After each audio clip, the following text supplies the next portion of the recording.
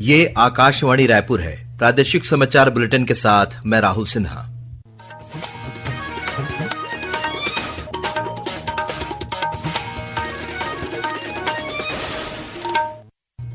और अब पेश है आज के मुख्य समाचार। मुख्यमंत्री विष्णुदेव साय ने नवा रायपुर में राज्य स्तरीय साइबर भवन का उद्घाटन किया। नई औद्योगिक नीति पर आज रायपुर में हुई कार्यशाला। 27 उद्योगों ने प्रदेश में निवेश के लिए जताई इच्छा।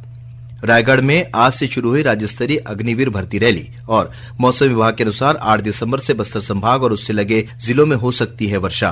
अब समाचार विस्तार से। मुख्यमंत्री विष्णुदेव साय ने आज नवा रायपुर स्थित पुलिस मुख्यालय में राज्य स्तरीय साइबर भवन का उद्घाटन किया। इस अवसर पर उन्होंने साइबर अपराध की चुनौतियों और उससे निपटने के लिए राज्य सरकार द्वारा उठाए गए कदमों की जानकारी दी।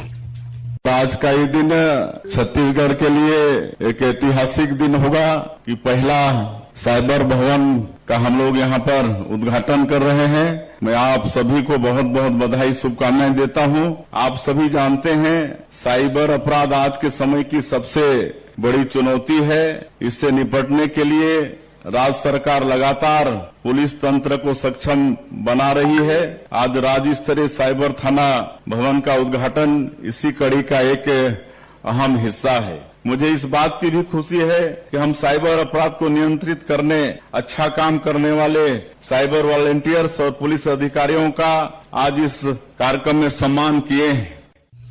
कार्यक्रम में पुलिसकर्मियों के कल्याण के लिए 8 बैंकों के साथ एमओयू किया गया, जिसके तहत पुलिस अधिकारी कर्मचारियों को विपरीत परिस्थितियों में आर्थिक सहायता प्रदान की जाएगी। इस अवसर पर मुख्यमंत्री ने पुलिस विभाग द्वारा निर्मित समाधान मोबाइल ऐप और सशक्त मोबाइल ऐप को लॉन्च किया। इस दौरान मुख्यमंत्री ने साइबर अपराधों की उत्कृष्ट विवेचना करने वाले पुलिस अधिकारियों और कर्मचारियों को सम्मानित किया।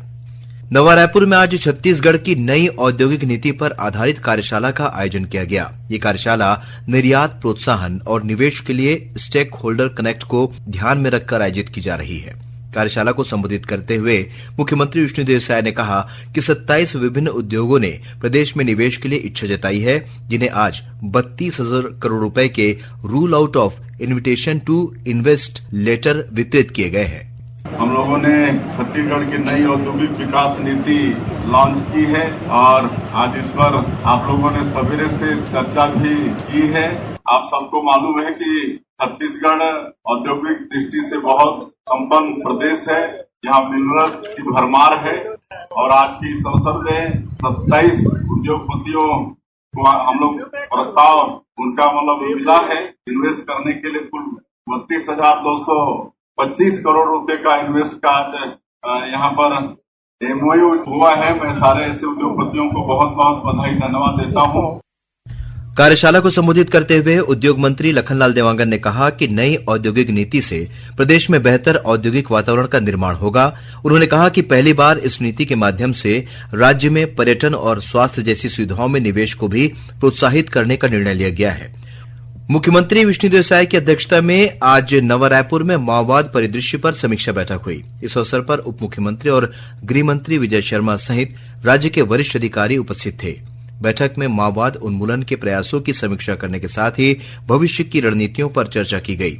मुख्यमंत्री ने कहा कि माओवादियों के आत्मसमर्पण के लिए जन जागरूकता अभियान को और तेज करने की आवश्यकता है। मुख्यमंत्री ने प्रधानमंत्री आवास योजना के तहत आत्मसमर्पित माओवादियों और माओवाद पीड़ित परिवारों के लिए 15,000 मकानों के निर्माण कार्य जल्द पूरा करने के निर्देश दिए। बैठक में गृह मंत्री विजय शर्मा ने माओवादियों के वित्तीय नेटवर्क को तोड़ने की आवश्यकता पर जोर दिया।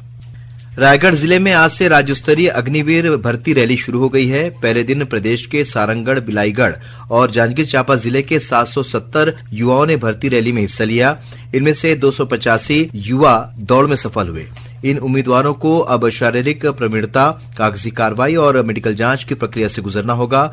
पहले दिन 917 युवाओं को एडमिट कार्ड जारी किए गए थे, जिनमें से 770 युवा आयोजन स्थल पर पहुंचे। सेना में भर्ती को लेकर युवाओं में खासा उत्साह देखने को मिला। गौरतलब है कि 12 दिसंबर तक चलने वाली इस भर्ती रैली में प्रदेश के 33 जिलों के 8,556 युवाओं ने सीईई परीक्षा पास की है। प्रादेशिक समाचार आप आकाशवाणी रायपुर से सुन रहे हैं और अब आगे बढ़ते हैं बाकी के समाचारों की ओर। नारायणपुर जिले में सुरक्षा बलों और माओवादियों के बीच मुठभेड़ होने की खबर मिली है। मिली जानकारी के अनुसार डीआरजी और बीएसएफ का संयुक्त दल अबूझमाड़ क्षेत्र में कल गश्त पर निकला था। इस बीच आज दोपहर माओवादियों और सुरक्षा बलों के बीच मुठभेड़ होने के समाचार मिले हैं। समाचार मिलने तक मुठभेड़ रुक रुक कर जारी है। और जानकारी दे रहे हैं जगदलपुर से हमारे संवाददाता नरेश मिश्रा। नारायणपुर जिले से सर्च ऑपरेशन पर निकली पुलिस पार्टी के साथ नक्सलियों की मुठभेड़ जारी है। अबूझमाड़ के गारपा से लगे जंगलों में पुलिस पार्टी और नक्सलियों के बीच दोपहर 1 बजे से कई अलग अलग जगहों पर मुठभेड़ हुई हैं। Bastar range IG Sundarraj P ने बताया है कि गुंडागांव नारायणपुर की डीआरजी टीम के साथ बीएसएफ की संयुक्त पार्टी को लेकर ये ऑपरेशन संचालित किया जा रहा है। जल्द ही विस्तृत जानकारी इस मामले में पुलिस प्रशासन द्वारा दी जाएगी। आकाशवाणी न्यूज के लिए जगदलपुर से नरेश मिश्र। भारतीय नौसेना की भूमिका और उपलब्धियों को मान्यता देने के लिए प्रत्येक वर्ष 4 दिसंबर को नौसेना दिवस मनाया जाता है। प्रधानमंत्री नरेंद्र मोदी ने आज नौसेना दिवस के अवसर पर जवानों को बधाई दी है। श्री मोदी ने सोशल मीडिया पोस्ट में कहा है कि नौसेना के बहादुर जवान साहस और समर्पण के साथ देश की समुद्री सीमाओं की रक्षा करते हैं। राज्यपाल रमेन डेक्का ने आज धमतरी प्रवास के दौरान जिला पंचायत परिषद में एक पेड़ मां के नाम अभियान के तहत रुद्राक्ष का पौधा लगाया। इस दौरान उन्होंने लोगों से भी अधिक से अधिक पेड़ लगाने की अपील की। अपने प्रवास के दौरान राज्यपाल ने प्रधानमंत्री आवास और केंद्र की अन्य योजनाओं का निरीक्षण किया। साथ ही रुद्री बैराज और गंगरेल बांध का भी भ्रमण किया। बस्तर संभाग में आज सुबह करीब 7:30 बजे भूकंप के झटके महसूस किए गए। भूकंप का असर लगभग 7 सेकंड तक सुकमा, दंतेवाड़ा, बीजापुर और जगदलपुर सहित कई जगहों पर महसूस किया गया। भूकंप का केंद्र तेलंगाना के मुलुगु में बताया जा रहा है। रिक्टर स्केल पर भूकंप की तीव्रता 5.3 मापी गई है। भूकंप के झटके महसूस होने पर लोग घरों से बाहर निकल आए। फिलहाल भूकंप से जान माल के नुकसान की खबर नहीं है। सूरजपुर जिले के प्रतापपुर थाना क्षेत्र में कल रात हुए सड़क हादसे में 3 लोगों की मौत हो गई।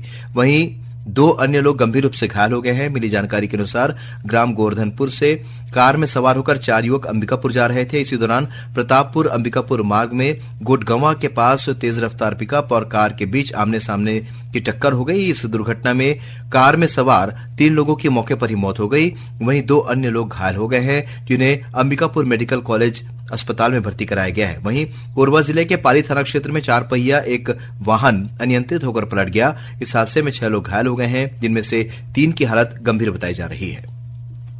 और अब पेश है मौसम का हाल। प्रदेश में उत्तर से ठंडी और शुष्क हवाओं के आने का सिलसिला शुरू हो गया है। वहीं बस्तर संभाग के जिलों में बंगाल की खाड़ी से अभी भी नमी आ रही है। मौसम विज्ञानी एचपी चंद्रा ने आकाशवाणी समाचार को जानकारी दी।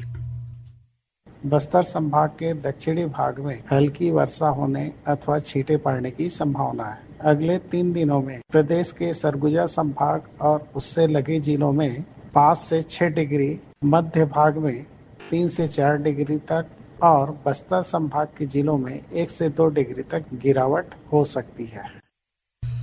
मौसम विभाग ने 8 दिसंबर को बस्तर संभाग और उससे लगे जिलों में वर्षा होने की संभावना जताई है।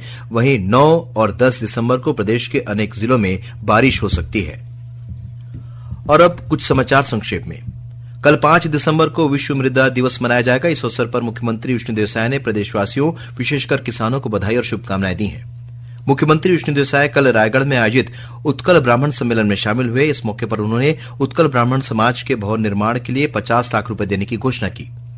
छत्तीसगढ़ के 100 किसानों के अध्ययन दल ने महाराष्ट्र के वर्धा में स्थापित रेशम कृषि उन्नत तकनीक का अध्ययन किया। इन किसानों को मिट्टी, पौधे, कृमि पालन और सिंचाई संबंधित तकनीकी बारीकियों का प्रशिक्षण दिया गया।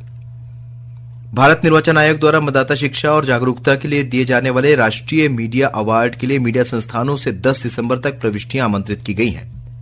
छत्तीसगढ़ लोक सेवा आयोग द्वारा आयोजित परिवहन उप निरीक्षक के तकनीकी पदों पर भर्ती परीक्षा के लिए साक्षात्कार 17 दिसंबर को होगा। मनेन्द्रगढ़ चिरमिरी भरतपुर जिले के मनेन्द्रगढ़ स्थित झीरिया यूजी माइंस में कोयला ब्लास्टिंग के बाद ड्रेसिंग के दौरान हुए हादसे में 2 मजदूरों की मौत हो गई। और धमतरी जिले के नगरी ब्लॉक के टाइगर रिजर्व रिसगांव आमाबहार में हाथी के हमले में 3 साल की एक बच्ची की मौत हो गई। अंत में मुख्य समाचार एक बार फिर। मुख्यमंत्री विष्णुदेव साय ने नवा रायपुर में राज्य स्तरीय साइबर भवन का उद्घाटन किया। नई औद्योगिक नीति पर आज रायपुर में हुई कार्यशाला। 27 उद्योगों ने प्रदेश में निवेश के लिए जताई इच्छा। रायगढ़ में आज से शुरू हुई राज्य स्तरीय अग्निवीर भर्ती रैली और मौसम विभाग के अनुसार 8 दिसंबर से बस्तर संभाग और उससे लगे जिलों में हो सकती है वर्षा। इसी के साथ प्रादेशिक समाचार बुलेटिन समाप्त हुआ। नमस्कार।